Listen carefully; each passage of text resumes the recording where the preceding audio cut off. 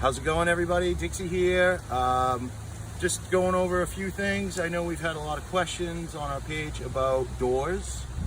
So since it's Doors with Dixie, I'm just going to show you all how to do a very quick and inexpensive door if you want to replace one of those hollow core doors, or you have a door that you just don't like, you can add a little flair.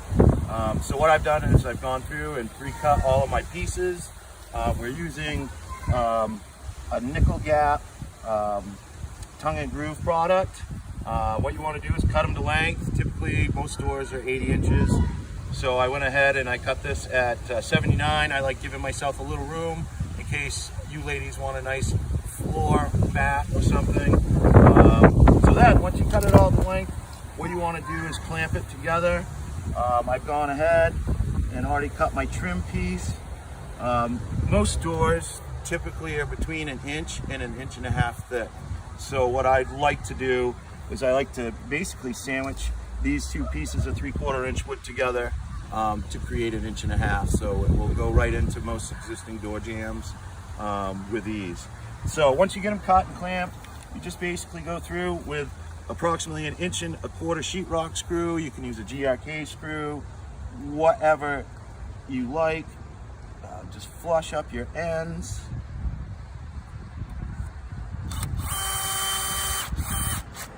And go ahead and just start to screw it off. I usually go from one side to the other just to secure it.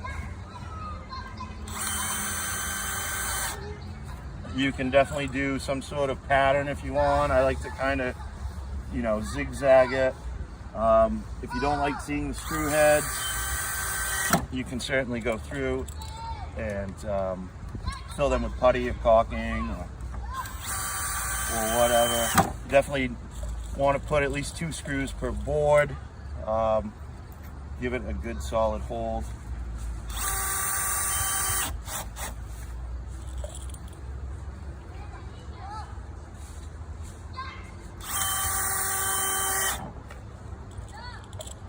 As you can see, I got my screws in my little Miss Piggy Welch's jelly jam jar.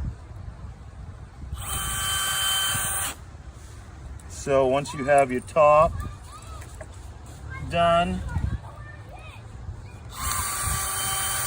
one more, we can loosen up the clamp, bounce it down to the other end.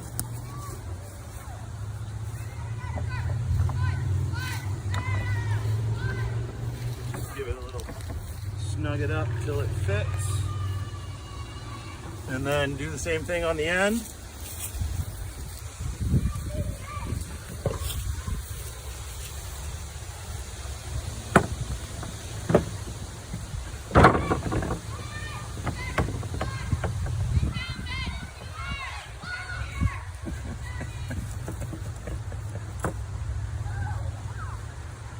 Very kid-friendly place here.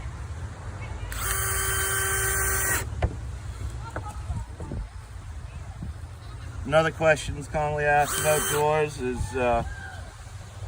if you can adjust them. A lot of times you can adjust your doors with the way the hinges are mortised out. If you have it rubbing from, the house moving or the camp moving a little bit,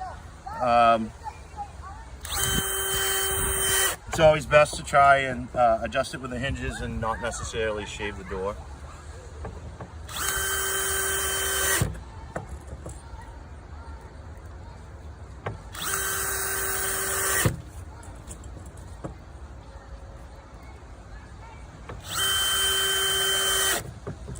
Two more.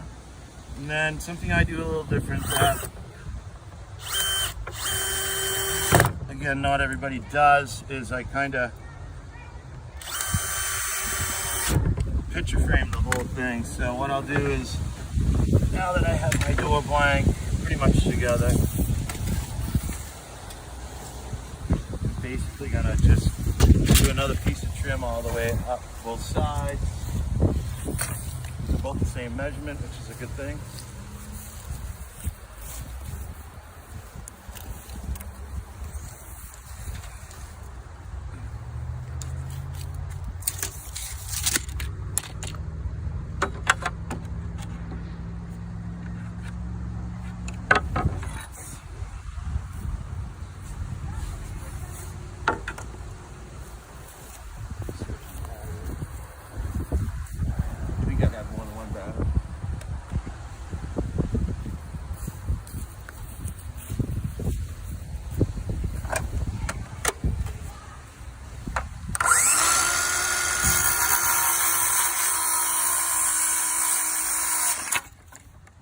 much this whole job you can do with just a skill saw and a screw gun. You don't need any fancy chop saws or table saws or anything. It's pretty basic. If your cuts aren't perfect, sand them. You know, you can adjust them, sand them a little bit. Once your door's together, if you need to adjust it into your opening, you can always cut it with a skill saw. So they're pretty straightforward and basic.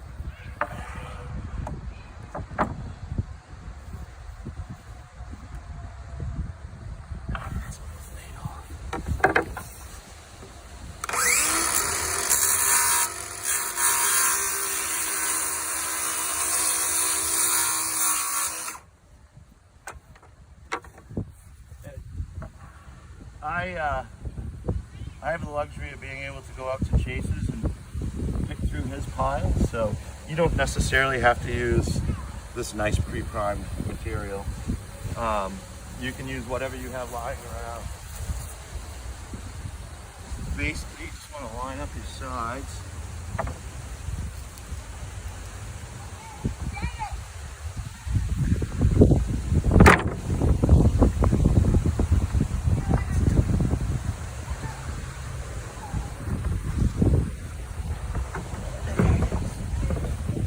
Wood does flex. If it is a little tight, that's fine.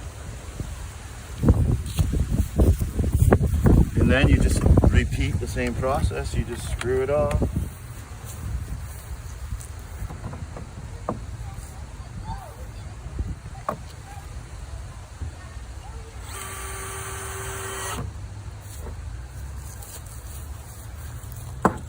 I'm just gonna add a few screws to hold it for the time being, but you definitely want to put a substantial amount in.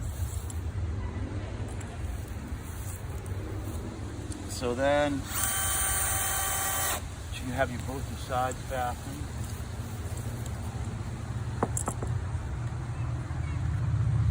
Another reason why I like to do this way as well is because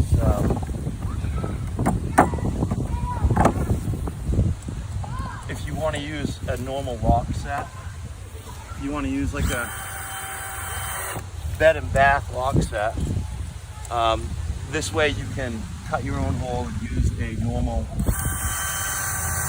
doorknob and lock set. Oh, Trevor, I'll be right with you, buddy.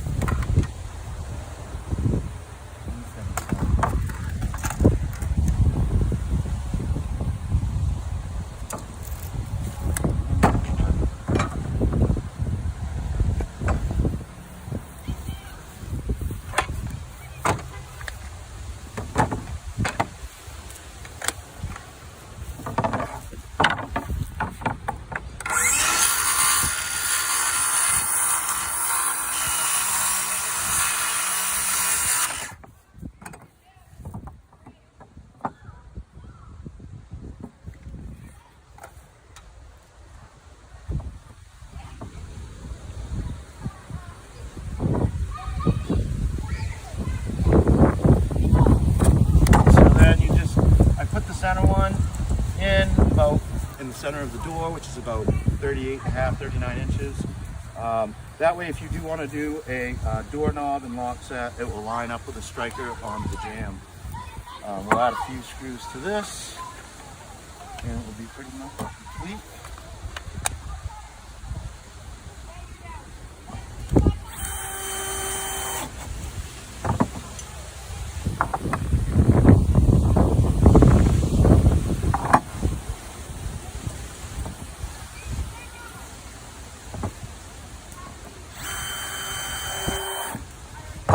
Again, obviously you'd want to go put screws probably every 6 to 8 inches, just for ease. I'm just kind of putting a few in to hold it, but yeah, that's basically it. You know, you can, if you want, you can add a Z-back on it, but the way this is built, it's plenty strong enough. Like I said, you can pretty much use whatever you want.